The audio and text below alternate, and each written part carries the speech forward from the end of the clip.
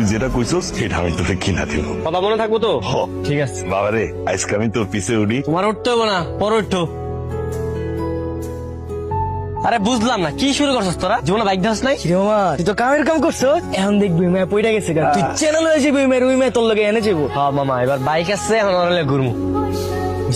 কি রে মো, চল যাই ঘুরতে যাই। আজকে বাইক নিয়ে আসছিস? কার বাইক? আরে এটা আমার বাইক, নতুন নিলাম। চল তেঁতুল খাইতে যাই। না রে, আজকে তো কোনো ভাবেই যেতে পারবো না, বাসায় প্রোগ্রাম আছে কালকে। প্রোগ্রাম? কিসের প্রোগ্রাম? কালকে আমার এঙ্গেজমেন্ট। ওই তো আমার ফিয়ান্সিও চলে আসছে। ফিয়ান্সে মানে তুই কি বিবাহিত? বোকা নাকি তুই? বিয়ে হলো তো জামাই বলতাম, হবু জামাইকে ফিয়ান্সি বলে। কালকে আমার এঙ্গেজমেন্ট তো, আজকে বাসা তাদের ফিরতে হবে। আচ্ছা ঠিক আছে। আই শোন, আমার এঙ্গেজমেন্টের জন্য তোকে থাকতে হবে, কালকে চলে আসবি। আচ্ছা ঠিক আছে। থাকতে হবে, আমি গেলাম। আংটি বদল তো আজ হয়ে যাবে, তো বিয়ের ডেট কিন্তু আগামী শুক্রবারে।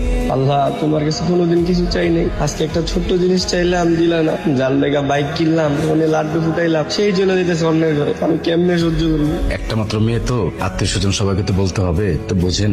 তারপরও যেহেতু এত করে বলছেন, আচ্ছা আগামী শুক্রবারই তাহলে। আলহামদুলিল্লাহ। আল্লাহ একটা ঝামেলা পাকিয়ে দেন, আল্লাহ দুই বিয়ের মধ্যে মারামারি লাগে তো। তাহলে আংটি পরানোর কাজটা সেরে ফেলি। হ্যাঁ হ্যাঁ হ্যাঁ বাবা। দেখি মা, হাতটা দাও। আল্লাহ তোমার কাছে দোয়া করি, আল্লাহ একটা বিশাল ঝামেলা পাকিয়ে দাও।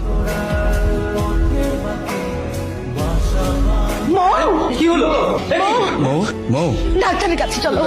আপনার মেয়ের যে ব্রেন ক্যান্সার, সেটা আপনারা জানতেন না? হ্যাঁ জানতাম। মানে জেনে শুনে কেন আপনারা আপনার মেয়েকে বিয়ে দিচ্ছেন? ডাক্তার সাহেব, ও তো জানতো না ওর ক্যান্সার, ওকে আমরা জানাইনি। আমার মেয়েটার খুব শখ ছিল ছোটবেলা থেকে, ও বউ সাজবে, শেরনি পরে ওর স্বামী আসবে, ও বিয়ে করবে। তাই ভাবছিলাম অন্তত বাবা হিসেবে আমার দায়িত্ব যে আমার মেয়েটার শেষ ইচ্ছাটা পূর্ণ। চৌধুরী সাহেব, আপনার মেয়ের ক্যান্সার কিন্তু একদম ফার্স্ট স্টেজ, বড় জোর আর 1 মাস বাদ।